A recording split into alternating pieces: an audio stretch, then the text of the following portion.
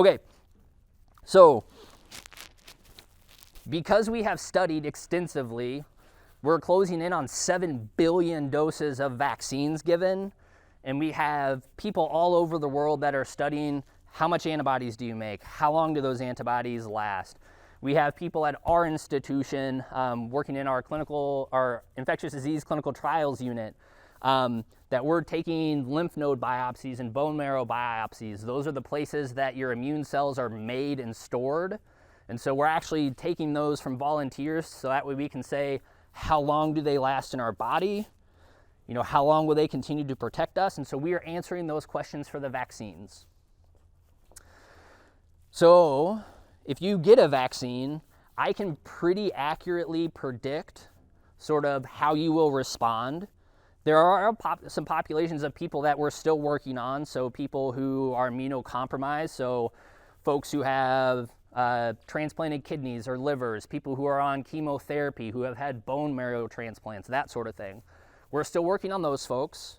We have learned that if we give them sort of repeated vaccines, that they sort of mount stepwise, their immune response gets better and better and better. But the long story short, for the vaccines, it's very predictable.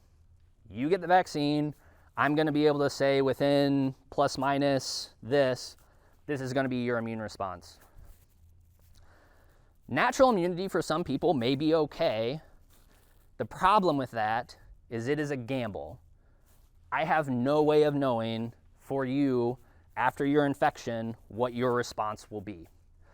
You could be someone who has a very sort of mild illness, mounts a very robust immune response, and you may have really good long-lasting immunity. I don't know. There's a couple reasons that's really hard for me to study. One, lots of people got infections that we never sort of knew about. They were asymptomatic, they attributed it to a cold or a flu, something like that. So there's a whole portion of that population that I have no data for. There's a couple other things that we found is folks who had relatively minor, mild symptoms or no symptoms that we did catch, say they were going in for a surgery and we happened to test them just so that way we could protect the OR staff. They're completely asymptomatic, that sort of thing. Some of those people will sort of develop a proportional immune response, meaning mild symptoms, mild response. And so their immunity may not be very long lasting. Okay?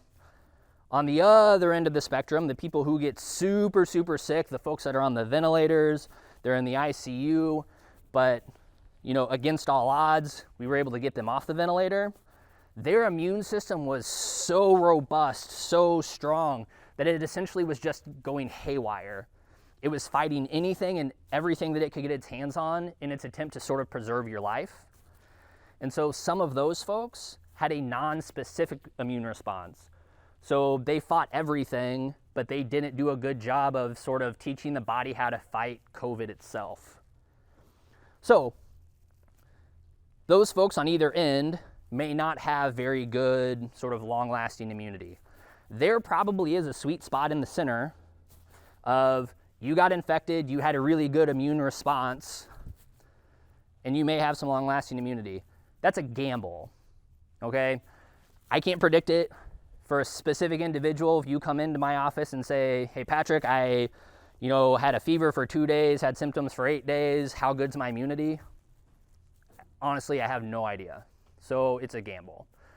So essentially what you're weighing is a very good prediction of how much immunity you have and how long it's going to last versus sort of the unknown. And so that's sort of the comparison between natural immunity and the vaccines.